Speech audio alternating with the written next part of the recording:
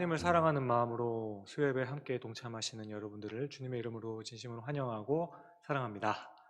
네, 인류 역사상 전쟁이 없었던 때는 없었습니다. 지금도 우리가 알지 못하는 곳에서는 아직도 전쟁을 하고 있습니다. 전쟁을 경험하거나 갈등을 경험한 사람들이 추구하게 되는 것은 평화입니다. 지금보다 조금만 더 평화롭고 화목하게 살 수 있으면 좋겠다라고 생각합니다. 이런 측면으로 생각해 보면 우리 민족은 특히 더한 것 같습니다. 우리 민족은 지구상에 아직도 유일하게 분단되어 있는 국가 중에 하나입니다. 그래서 우리는 분단의 아픔을 딛고 항상 긴장의 상태를 유지해야 합니다. 그래서인지 우리 민족에게 언제나 최우선적이고 목표가 되었던 것은 싸우지 않고 하나가 되는 것이었습니다. 역사를 보아도 우리나라는 늘 침략이 있었고 전쟁이 있었습니다. 이 세상에서 가장 무서운 것이 바로 이 전쟁과 싸움이라는 것을 우리 민족은 뼛속 깊이 잘 알고 있습니다. 따라서 우리 민족에게 있어서 가장 중요한 덕목은 역시 하나됨입니다.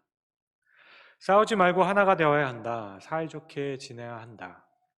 이 말은 어렸을 적부터 아주 많이 들었던 말입니다. 하나가 되어야 하는 것은 개인의 신념보다 높은 의미를 갖고 있습니다. 그래서 때로는 하나됨을 깨뜨리는 사람은 문제가 있는 사람이라 생각합니다. 다양성보다는 통일성이 강조되는 것입니다. 다양성보다는 통일성이 더 값진 것으로 여겨지게 됐습니다. 물론 요즘 들어서는 많이 다양해지고 다양한 것이 어느 정도는 존중이 되는 사회가 되었습니다. 그래도 이 다양성보다는 통일성이 우리에게 훨씬 더 중요한 덕목이긴 합니다. 왜 이렇게 되었을까? 그 이유로는 역사적으로 전쟁이 많았기 때문이기도 할 겁니다. 전쟁과 갈등에서 발생되는 아픔을 많이 경험했기 때문일 것입니다. 우리는 약간은 무질서해 보일 정도의 각자의 개성과 소신이 어우러지는 모습보다는 한 가지 행동으로 규격화된 모습으로 소리를 내는 것이 더 바람직하다라고 생각합니다. 또 어떤 분들은 이런 우리의 모습은 일제 강점기를 지나면서 그렇게 훈련받았기 때문이라고 하는 분들도 있습니다. 또 어떤 분들은 군사 독재 시대에 그렇게 훈련을 받았기 때문이라고도 하죠. 그래서 우리는 규격화된 것을 좋아하는 것이라 합니다. 그렇습니다. 아니, 그럴 수도 있습니다. 그런데 이건 못지않게 또 다른 한 가지 이유를 찾는다면 바로 하나됨에 대한 누누이 강조했던 우리의 강조가 아니었을까 싶습니다. 다시 말해 평화를 사랑하는 마음에서부터 시작된 것은 아닐까 싶습니다. 일반적으로 생각하는 평화는 고요하고 잔잔하며 아무 문제 없이 소란스럽지 않는 것입니다. 그래서 평화로운 교회는 고요함과 정적 그리고 아무 일도 벌어지지 않는 것이 평화로운 교회입니다. 누군가가 시끄럽게 자꾸 말을 많이 한다거나 긴장이 만들어지는 상황이 되면 그것을 보는 사람들은 이 평화가 깨질까봐 한없이 두려워하는 것입니다. 왜냐하면 언제나 이런 긴장의 상태는 우리의 미숙함을 드러낼 수 있기 때문에 그렇습니다. 그래서 이런 미숙함은 늘 깨어있고 더 나은 것을 만들지 못했다는 것을 우리는 압니다. 따라서 이런 긴장은 늘 다툼과 분쟁을 일으켰다는 과거의 경험 때문에 우리는 그런 긴장의 상태가 만들어지는 것을 싫어하고 두려워하는 것입니다. 그렇기 때문에 우리가 생각하는 이 평화, 오늘 말씀하는 화평이라는 단어는 어떻게 생각하면 굉장히 소극적인 단어입니다. 우리는 그렇게 이 화평을 일반적으로 정체된 것이라고 생각합니다. 오늘 우리는 성경에서 말씀하는 화평, 같은 말로 자주 사용되는 평화, 평강, 그리고 화목에 관련하여서 함께 생각해 보려 합니다. 화평이란 단어는 구약에서는 샬롬이라는 히브리어로 사용되었고 신약에서는 에이레네라는 헬라어로 사용합니다. 하지만 이 단어들은 한 가지 뜻만 가지고 있지 않습니다. 그 문맥에 따라 지칭하는 것이 다 달라집니다.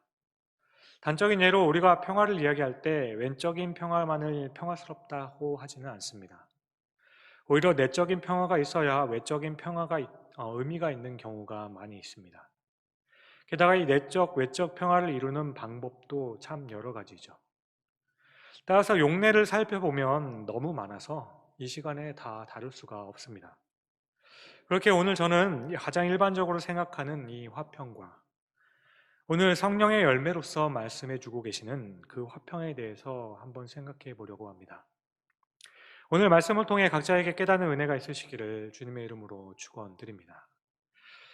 여러분들은 화평이란 단어를 생각할 때 마음속에 가장 먼저 떠오르는 것이 무엇입니까? 저는 이 화평을 생각할 때 마음속에 가장 먼저 떠오르는 것은 바로 peaceful입니다. 다시 말해 평화로운 상태를 생각합니다. 그런데 이런 평화로운 상태를 우리가 유지하려면 참 어려운 것들이 많이 생기게 되죠. 왜냐하면 이 평화를 유지하기 위해서는 못마땅한 것들, 심지어 잘못된 것을 보아도 웬만하면 말을 하지 않는 것이 이 평화를 지킬 수 있기 때문입니다. 무언가를 말하는 순간부터 긴장이 생기기 시작하고 갈등이 생기기 때문입니다. 그래서 평화로움을 지키기 위해서는 그냥 아무 말도, 아무 일도 하지 않는 것이 좋습니다. 이것을 많은 사람들은 평화로운 상태라고 생각합니다. 하지만 성경은 그렇게 이야기하지 않습니다.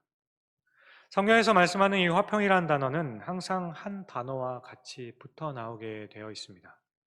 그것은 바로 화목이라는 단어입니다. 화평은 우리가 화목하게 하셨다는 이 레컨실리에이션이라는 이 화목이 없이는 우리 안에는 진정한 의미의 평화가 없다는 것이 바로 성경이 강조하고 있는 바입니다. 그래서 사도 바울도 이단의 가르침으로 인해 많은 갈등이 조장되고 있는 지금 이 갈라디아의 교회를 향해서 문안 인사를 이렇게 하고 있습니다. 1장 3절에서 5절까지의 말씀입니다. 우리 하나님 아버지와 주 예수 그리스도로부터 은혜와 평강이 있기를 원하노라. 그리스도께서 하나님 곧 우리 아버지의 뜻을 따라 이 악한 세대에서 우리를 건지시려고 우리 죄를 대속하기 위하여 자기 몸을 주셨으니 영광이 그에게 세세토록 있을지어다. 아멘. 그러니까 세상에 속한 우리가 하나님께 속한 이 화평을 이룰 단 한 가지의 조건은 바로 예수 그리스도를 통하지 않고는 할 수 없음을 말하고 있다는 겁니다.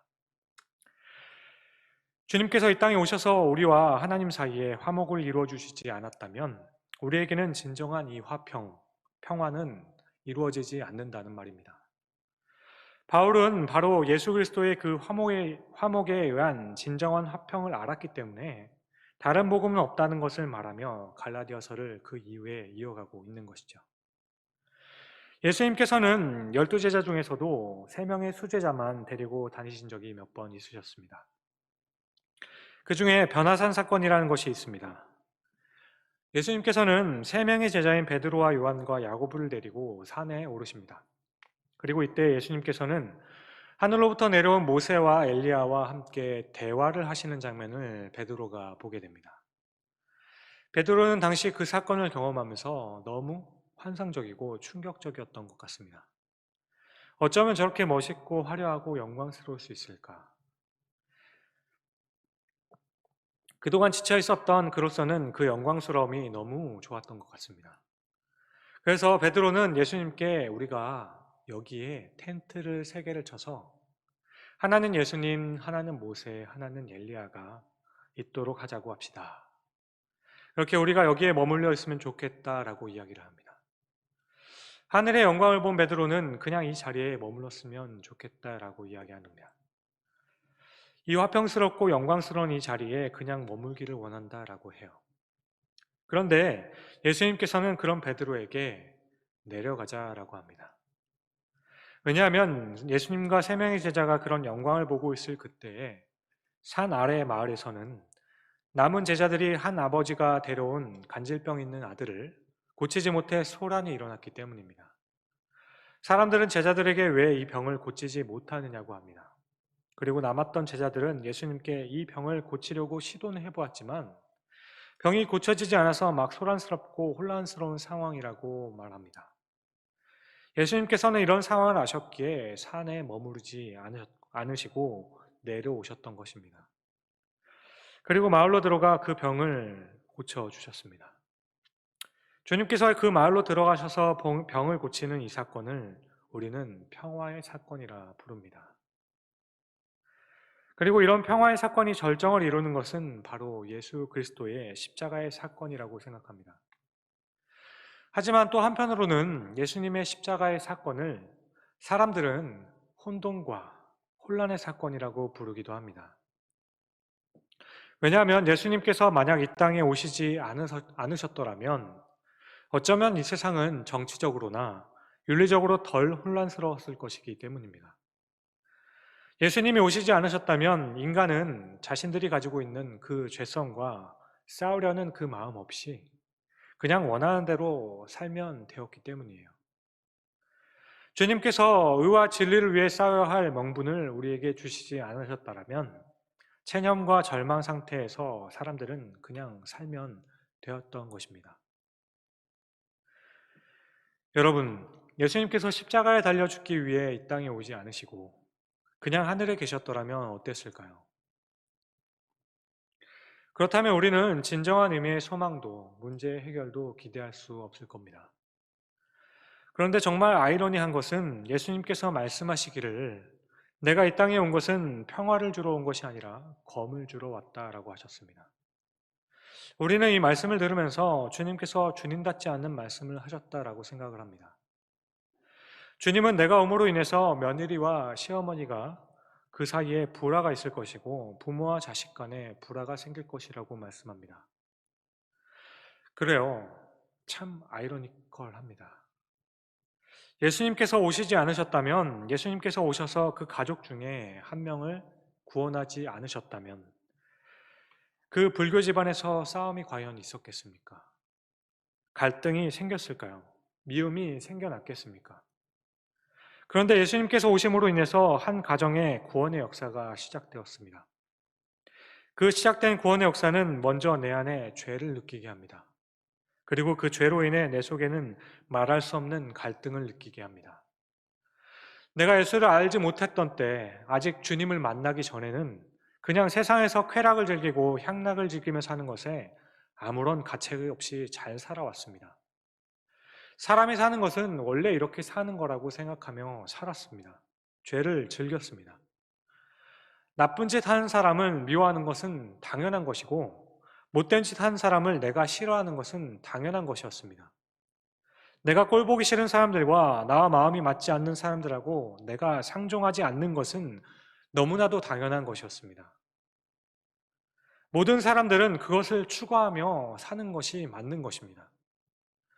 나는 다시는 저 사람을 보지 않을 거야 하면 그만인 때가 있었다라는 것입니다. 하지만 우리가 주님을 만나고 난 후에는 어느 누구도 보지 않고 만나지 않고 지내는 것이 편하지가 않습니다. 우리가 주님을 만나고 난 후에는 누구든지 척이 지면 내 마음이 더 괴롭고 불편합니다. 그래서 왠지 내 먼저 가서 용서를 구해서 그 관계를 회복해야 될 것만 같습니다. 우리가 예수를 믿으면 이런 갈등이 내 안에서 시작이 됩니다. 세상의 가치관의 가치관과의 그 충돌이 내 안에서 시작이 되고 이 사회 안에서도 주님으로 인해 많은 사람들과 이런 충돌들이 일어나기 시작합니다. 여러분, 성령의 열매로서의 화평은 가장 첫 번째로 물론 성령이 우리 안에 내주하심으로 우리 안에 평화가 있다는 뜻이긴 합니다. 하지만 주님이 우리를 위해 하신 일과 주께서 말씀하셨던 진정한 화평은 결과만이 아닌 그것을 이루는 과정도 정말 중요한 것임을 말씀하고 있다는 사실입니다. 성령의 열매로서의 화평은 세상이 어떻게 되든지 상관없이 내적으로 내 마음의 평화로운 상태를 유지하는 것이 화평이 아니라는 것입니다. 성령의 열매인 화평이란 피스풀네스를 말하는 것이 아니라 피스 메이킹을 이야기하고 있다는 겁니다. 평화로움이 아니라 그 평화를 만드는 것을 말씀하고 있다는 것입니다. 그러니까 어떻게 화평을 이루는지를 말씀하는 것입니다. 성령의 열매인 화평은 이 세상에서 그리고 하나님과 우리와의 관계에서 화목하게 하는 역사들이 일어난다는 의미가 있다라는 것입니다. 어떤 곳이든지 예수를 믿는 사람들이 들어가면 그 안에는 죄와 부정하고 악한 것들과 싸우는 일이 일어납니다. 그래서 조금은 더 정의롭고 다른 사회를 만들기 위해 부단히 노력하는 그 노력들이 생겨나게 됩니다. 갈등이 있지만 서로 그것을 통해 화목함으로써 진정한 의미에서의 화평을 이루기를 원한다라는 것이죠. 그래서 사도 바울은 로마서 12장에서도 오늘 갈라디아서와 마찬가지로 그리스도인의 생활의 측면을 말씀하면서 18절에 할 수 있으면 너희는 모든 사람들과 함께 화목하라고 이야기합니다. 할 수 있으면 모든 사람들과 화목하라. 이것은 평화를 유지하라는 것입니다. 할 수 있으면 모든 사람과 평화를 유지하라는 것은 긴장의 상태를 해결하라는 것입니다. 그래서 나에게 잘못한 사람을 찾아가 용서를 구하는 겁니다. 내가 70번에 7번까지라도 사랑할 수 있도록 노력하고 애쓰게 되는 것입니다. 결국 원수였던 우리에게 직접 보여주셨듯이 비록 원수일지라도 내가 사랑할 수 있게 되는 것이 바로 성령의 열매로서의 화평이라는 것입니다. 사랑하는 성도 여러분, 지금까지 저는 2번에 걸쳐서 성령의 열매를 말씀드리면서 이 성령의 열매는 자연스러운 성향이 아니라고 말씀드렸습니다. 주님께서는 우리에게 사랑하라 하셨고 기뻐하라 하셨다라고 말씀드렸습니다. 그렇게 성령의 열매인 희락에는 기뻐하라는 주님의 명령이 들어있다라고 말씀드렸고, 또 성령의 열매인 사랑에도 우리는 예수를 믿는 그 믿음 때문에 사랑해야 한다는 행동이 포함되어 있다라고 말씀을 드렸습니다. 사랑도 희락도 주님의 명령으로서 행동을 요구하고 있다라고 말씀을 드렸습니다. 마찬가지로 적어도 성령의 열매로서 오늘 이 화평도 그냥 평화스러운 상태를 말씀하고 있는 것이 아니라는 것입니다. 일반적으로 생각하는 평화스러운 상태는 고요하고 잔잔한 아무런 움직임이 없는 상태입니다. 그림으로 표현하자면 넓은 초원 가운데에서 양들은 잔잔한 물가와 푸른 그 풀밭을 뛰어다니면서 풀을 뜯거나 물을 마시며 자기들끼리 뛰노는 모습을 그리면 어떨까요? 그리고 선한 목자는 편안하게 누워 그윽하게 양들을 바라보는 모습입니다.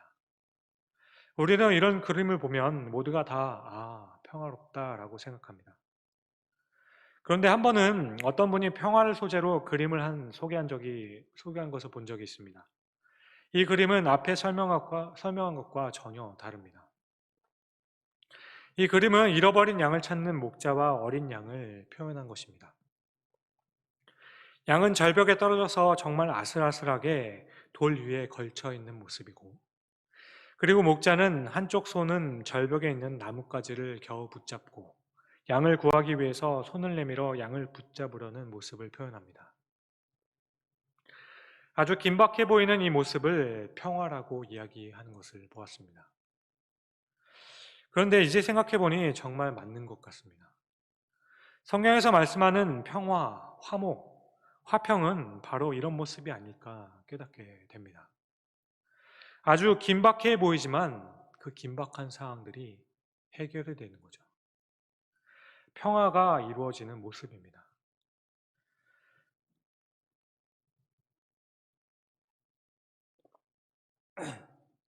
죄송합니다. 제가 초등학교 때 한 번은 화장실에 있는 수건거리를 부셔먹어 본 적이 있습니다. 네. 제가 나름 운동을 해보겠다고 그 수건거리를 붙잡고 턱걸이를 해보겠다고 하다가 제 몸무게를 못 이겨서 수건거리가 타일을 부수면서 부서진 적이 있습니다. 큰일이 났죠. 이 사실을 엄마가 알면 아주 난리가 날 텐데 어떻게 해야 되나 한참 고민을 하다가 문득 아버지가 회사에서 가져다 준 양면 테이프, 공업용으로 아주 딱 붙는 거 있지 않습니까? 그게 생각이 났습니다. 그래서 양면 테이프를 사용해서 붙였더니 겉으로 보기에는 아주 그럴싸합니다. 그리고 제가 또 모태신앙 아니겠습니까? 붙이면서 열심히 기도를 했죠. 하나님 제발 붙여주세요. 제발 접착제가 잘 붙어 있어서 수건거리가 떨어지지 않도록 주께서 역사하여 주옵소서. 하지만 타일이 부셔져가지고 타일이 아예 부셔져가지고 떨어졌는데 그것으로 되겠습니까? 그리고 더 문제가 된 것은 처음 붙일 때 양면 테이프 붙일 때 아시겠지만 습기가 없어야 되잖아요. 물기를 잘 닦고 했어야 되는데 그렇지 않았습니다. 그랬더니 수건을 이렇게 걸어놨다가 너무 세게 잡아당기면 떨어집니다. 또 물에 젖은 수건, 무거운 수건을 걸면은 또 떨어져요. 하지만 깃털같이 가벼운 새 수건을 걸으면 아주 평화롭습니다. 여러분, 새 수건이 걸어져 있는 수건거리의 상태는 평화합니다. 그렇지만 마음대로 수건을 걸고 쓸 수 없게 된 수건거리가 어떻게 평화롭겠습니까? 집이 무너지는 상황에서도 고칠 생각을 하지 않고 다만 제발 석가래를 건드지 말라고 하면서 집을 들어갈 때마다 나올 때마다 부딪힐까봐 조심조심하는 모습이 과연 평화로운 모습이겠습니까? 사람들 간의 관계가 다 깨어져 나감에도 불구하고 원인적인 부분을 해결하지 않고 나는 싸우지 않는 사람이라고 하며 그냥 덮어두는 것이 과연 평화스러움이겠습니까? 정말 성경이 말씀하는 화평과 화목은 정말 다 잘못되고 그 안이 썩어도 아무 문제가 없는 것처럼 보이는 그 상태를 가리키는 것이겠습니까? 주님과의 관계가 틀림없이 잘못되어 있어서 얼마 안 있으면 주님을 떠날 것 같습니다. 그런데 내가 괜한 오지랖을 부렸다가 괜한 그 사람과 척이 지지 않을까 싶습니다. 그냥 가만히 있기로 해요. 교회를 10년, 20년 다녔는데도 불구하고 전혀 변화되지 않는 모습입니다. 그런데 내가 말을 꺼내봐야 나도 피곤해지고 저 사람도 피곤해지니까 그냥 두자. 이것이 우리가 일반적으로 생각하는 평화이겠습니까? 그냥 교회만 나오면 어때? 교회만 나오면 됐지. 언젠가는 변하겠지. 그냥 가만히 내버려 두자. 그런데 어느 순간부터는 그 사람에 대한 괜한 원망과 미움까지 생깁니다. 그래서 이제는 전혀 관여하지도 않고 보고 싶지도 않고 상종도 하고 싶지 않습니다. 그렇게 무서워서 피하나 그냥 더러워서 피하지 하고 피합니다. 그런데 이 모습이 우리는 평화인 겁니다. 찾아가서 관계를 회복시키려 하지 않습니다. 부부 사이지만 말하면 싸우니까 1년이 지나도 제대로 된 대화를 하지 않아요. 부모와 자식 간에도 속에 담고 있는 것이 있지만 어떻게 풀 수 있을지를 생각하는 것은 이미 오래전에 포기해버렸습니다. 그냥 이제는 시끄러워지는 것이 싫으니까 그냥 아무 말도 없이 그냥 살자. 밥이나 먹고 가라. 그렇게 이제는 아예 보지도 않고 상대도 하지 않습니다. 가정의 평화를 위해서 그렇습니다. 하지만 여러분, 하나님의 능력, 예수 그리스도의 그 능력의 은혜의 그 능력은 용서할 수 없는 사람인데도 불구하고 용서를 구하게 만드는 것입니다. 내가 잘못하고 내가 허물이 있다는 것을 겸허하게 인정할 수 있게 만드는 것이 바로 그 은혜의 능력입니다. 이런 부대낌이 내 안에서 시작될 수 있도록 만드는 것이 바로 오늘 말씀 가운데 말씀하신 성령의 열매인 그리스도의 은혜의 능력인 화평인 것입니다. 독재자가 나와서 큰 소리를 지르고 횡포를 부려도 사람들은 다 말하기를 그냥 이번만 가만히 있어 라고 합니다. 왜냐하면 그것만 지나가면 다시 평화로워지니까 조용히 살자라고 합니다. 자녀들을 학대하고 날마다 아내를 폭행하는 아버지를 둔 자녀들이 대들고 맞서면 더 맞고 시끄러워지니까 그냥 엄마가 대신 맞아달라고 합니다. 이것이 평화겠습니까? 엄마, 나 그냥 시끄러운 거 싫으니까 엄마가 그냥 대충 맞고 살면 안 돼? 우리가 보통 곰곰이 생각해보지 않고 지나쳤던 것들이 이런 모습이 아니겠습니까?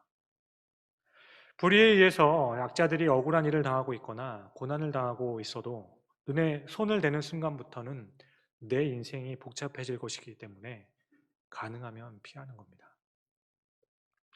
그런데 오늘 말씀하시는 성령의 열매로서의 화평이란 되어져 있는 상태가 아닌 만들어져 가는 것을 말씀하는 것입니다. 여기에는 이해하고 받아들이려 하기 때문에 아픔이 있습니다. 내 자존심을 꺾고 권리를 포기하라는 치열한 싸움이 내 안에서 있기 때문에 힘이 되는 것입니다. 어떻게 하면 내가 나를 낮출 수 있을까? 바로 피스 메이킹입니다. 어떻게 하면 내가 다른 사람들을 이해하기 위해서 한번 담임 목사님께서 말씀하셨듯이 나의 이 안전지대를 벗어날 수 있을까를 고민하는 것입니다. 하지만 많은 경우에도 저도, 저 자신도 저의 안전지대를 만들어서 오히려 그 벽을 더 두텁게 만들기만 합니다. 그렇게 누구도 들어오지 못하고 나가지도 못하게 만들지요. 그렇게 아무런 변화를 줄 수 없도록 하여 그냥 여기가 좋사오니 하며 있습니다. 그리고 이 상태를 평화라고 합니다. 내 주변은 다 무너지고 떠나버리고 있는데도 불구하고 나의 안전지대를 머무는 것을 평화라고 이야기한다는 것이죠. 한마디 대화도 오고 가지 않고 서로 이해하려는 노력이나 자기를 양보하려는 마음이 전혀 없습니다. 서로 등을 돌리고 앉아서 서로를 향해 악랄하고 야비한 사람이라고 합니다. 그리고 두고 보자며 마음에 분을 삭힙니다. 언젠가 내가 반드시 보복할 날이 올 것이라고 다짐하며 한을 품고 살아갑니다. 나의 이런 분과 한을 달래기 위해 열심히 기도하고 찬송을 목일 터져라 부릅니다.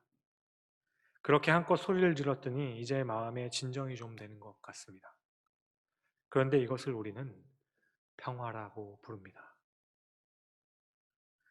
사랑하는 성도 여러분, 성령의 열매인 화평은 그냥 마음의 평안만을 이야기하는 것이 아닙니다.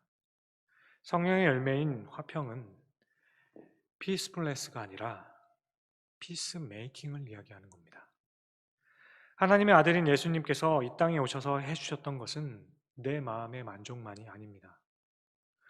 우리 주님께서 우리 죄인들과 피스메이킹 하심으로 우리 안에 그 평화를, 그 피스를 허락해 주신 겁니다. 따라서 우리 안에 그리스도가 오심으로 우리는 이제 전에 즐기던 것을 더 이상 즐기지 못하고, 아니 전에 우리가 누리던 것은 더 이상 내가 기쁘지가 않게 되는 겁니다. 왜냐하면 우리 안에는 그리스도로 인한 진정한 감격과 놀라운 은혜가 있기 때문이에요. 그래서 내 안에는 그 죄의 유혹과 싸우려는 치열한 싸움이 시작되는 것입니다. 그런데 이것이 바로 성령의 열매인 화평인 것입니다. 그러므로 오늘 우리가 도전하고 생각해 볼 것은 첫 번째로는 나와 하나님과의 관계입니다. 요즘 여러분은 하나님과의 관계가 어떠하십니까? 내가 하나님과의 관계를 회복해야 함을 알고 있음에도 불구하고 그냥 불편해서, 귀찮아서 그냥 밴드 하나를 붙여서 보이지 않게만 만들어 놓고 그냥 그렇게 지내고 있지는 않는지 돌아볼 수 있기를 바랍니다. 내가 기도를 열심히 하거나 무언가를 열심히 하게 되면 무언가 힘들고 어려운 일을 맡기실 것 같아서, 그래서 그냥 더 깊이 기도하지 않고 더 열심히 하지 않으려는 모습은 없으십니까? 혹시 이런 관계 가운데 있으면서도 이것이 그냥 나에게는 화평하니까 이렇게 생각하고 있지는 않으십니까? 두 번째로 내가 속한 공동체 안의 관계에서 마음속에는 원망과 미움이 가득합니다. 하지만 하나님 앞에서 그 문제를 풀어야 한다는 생각보다는 그냥 포기해버린 것을 혹시 평화라고 오해하고 있지는 않으십니까? 우리가 해결해야 할 관계, 우리가 풀어야 할 관계가 혹시 있지는 않으십니까? 여러분, 저와 여러분은 성령의 열매를 가지고 살아가는 하나님의 사람입니다. 따라서 그리스도의 은혜 때문에 우리 안에서 갈등이 있다면 그것이 바로 성령의 열매일 것이라고 확신할 수 있기를 바랍니다. 그렇게 한 걸음 더 나아가 그리스도를 힘입어 화목함으로 나와 내가 속한 모든 곳에서 주 안에서의 화평을 이루시는 우리 모두가 될 수 있기를 주님의 이름으로 축원드립니다. 성령의 열매인 화평은 정적인 것이 아니라 피스 메이킹을 하는 것입니다. 함께 기도하겠습니다.